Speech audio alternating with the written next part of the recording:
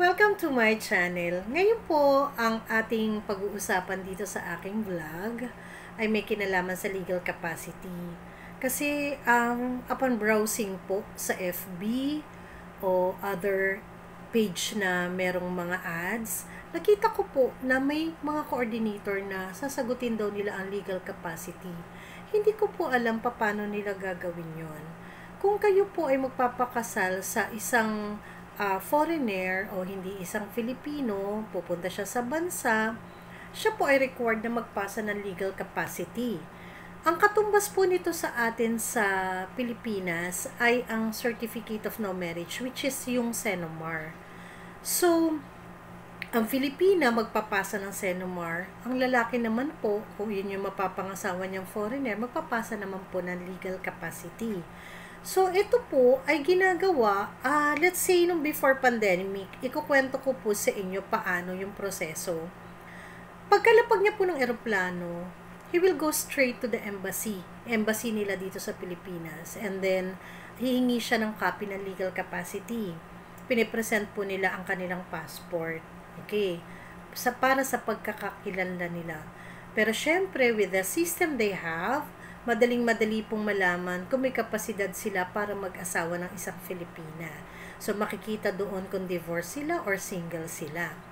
So, yun po ang katumbas ng Senomar sa kanila. So, paglabas po niya ng embassy, isasubmit po ito sa coordinator, and then yung coordinator gagamitin ito kasi ito po ay isa sa requirement sa marriage license. So, ganun po noon. At nabalitaan ko pa yung isang client ko na US citizen, nakasama niya pa yung fiancé niya sa embassy. Ni-request na isasama siya. So, nakasama niya. Siya yung nagkwento sa akin na 15 to 30 minutes lang nasa iyo na yung copy na legal capacity. That's before pandemic. Ngayon naman po, after ng pandemic, medyo nagkaroon ng pagbabago. According naman to sa mga client ko, they have to request online, and then magbibigay sila ng schedule kung kailan pupuntahan. Pero syempre definitely dito na yan sa Pilipinas pagdating sa embassy nila dito sa Pilipinas. So may schedule na, pupunta na lang or dadaan na lang doon yung kanilang citizen. Okay, na nag-request. Yun naman po yung after ng pandemic. Pero meron din ako nabalitaan na ang fiancé na babae ang kumuha, hindi ko lang maalala kung anong citizenship ng husband niya. Pero, kasama rin si husband niya. So, ibig sabihin, dalawa sila na kumuha. Katulad nung unang kinuwento ko sa inyo. So, depende siguro kung gaano kahigpit ang embassy nila. Okay, kung mapapansin nyo po, paulit-ulit ako na embassy nila dito sa Pilipinas, hindi po pwede sa embassy nila dun sa pinanggalingan nilang bansa. Ang legal capacity po or ang CNI ay dito lang po kukunin kung saan ang embassy nila dito sa Pilipinas. At makikita rin po yun sa heading kung ang address ay Philippines. So, yun po yung tinatanggap. Okay. Kung mapapansin nyo po, hindi po legal capacity yung kinukuha ng iba. Miss Liway kasi CNI naman yun sa husband ko. Okay, magiging husband ko.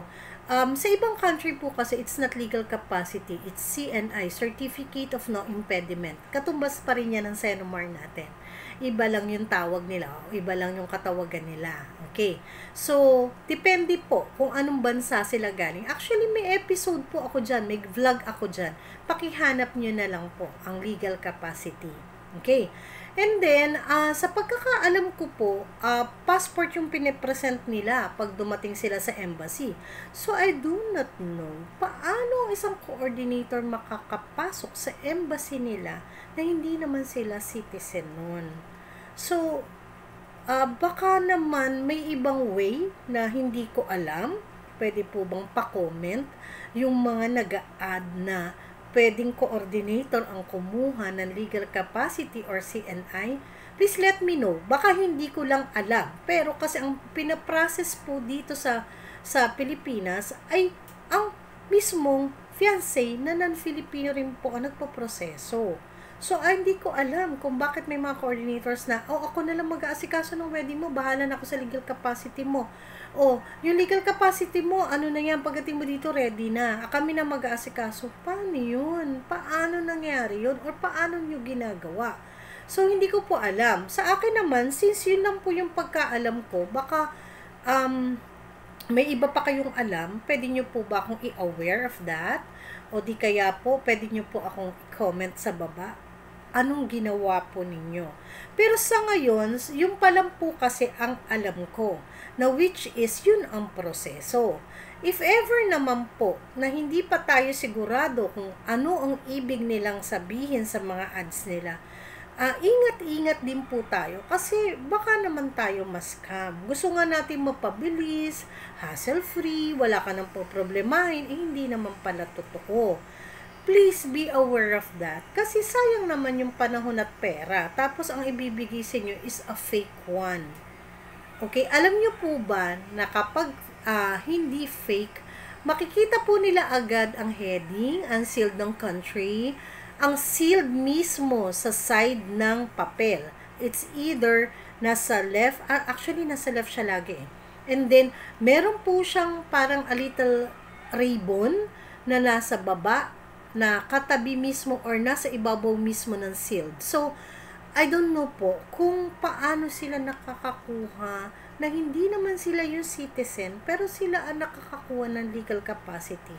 Yun po, medyo hindi ko pa po alam kung ano yung sinasabi nilang proseso.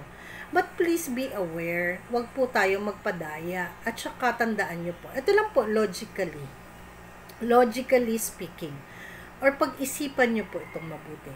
Kayo po ba ay papayagan na pumunta sa embassy nila nang hindi kayo ang kanilang citizen? Hindi kayo citizen nila. Okay, so paano yun? Pero before, may nabalitaan ako na fiancé niya ang kumuha, Filipina, pero yun po ay isinulat. Okay, ni-request. Okay, kasi medyo konti lang yung panahon niya para dito sa Philippines na ikakasal siya. So, nag-request siya na yung Filipina ang kumuha. Actually, meron ako isang client na gano'n na Filipina ang kumuha. Pero ano po yun? May letter of request po yun. And then yung letter of request na yun, in-sked pa po yun. Hindi yung right away. So, hindi ko po alam paano po ang proseso ngayon, especially ngayon after the pandemic. So, may iba mahihigpit pa rin ang embassy, may iba rin po ay naniniguro po kasi authentic po itong nire-request nyo, legit, so kailangan po ay right person yung dapat kumuha. So ayun, yun lang yung kaya ko i-discuss about it, pero talagang ang dami ko nakikitang ad, pero hindi ako nakakasure how true they are. At saka, ano ba yun? Scam ba yun? Hindi ba scam yun? So, wala akong masyado idea. I just, explain the real document, kung ano talaga yung proseso. Yun lang po yung kaya kong i-explain sa inyo. Okay, kung hindi pa po namin kayo subscriber, please do subscribe. Please share and like po, para dumami rin po yung ating subscriber. Maraming salamat.